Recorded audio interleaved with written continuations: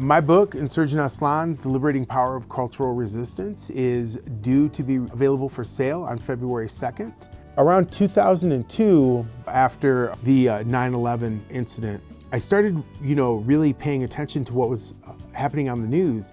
And one of the things that kind of caught my attention was that the newscasters or the journalists were taking great pains to make a delineation between an insurgent and a terrorist, right? Insurgents are individuals who are attempting to expel a foreign occupying power, right?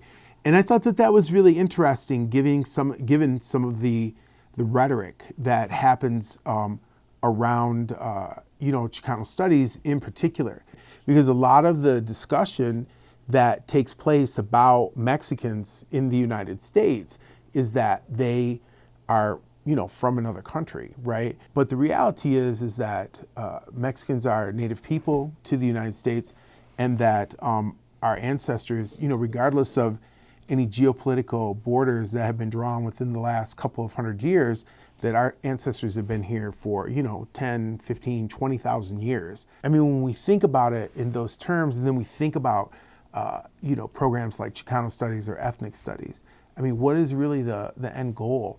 What is it that people are trying to accomplish with these? And really all I'm putting forward in the book is that we could be accomplishing more. So Aztlan is one of the main pre-contact legends that has survived to this point. It was the homeland of the Mexica, who are known by many people as the Aztec.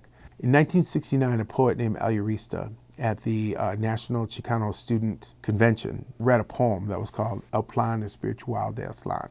And this was really the first time that Aztlan was identified as the southwest part of the United States. And from that moment, the idea of Aztlan has exploded. Before that, nobody was talking about it. After that, there are countless books like mine, many, many other books that talk about this idea of Aztlan. And, as we move into the 21st century and, we look at the things that are happening in the United States, right? The surging growth of the Mexican-American population, the Latino population.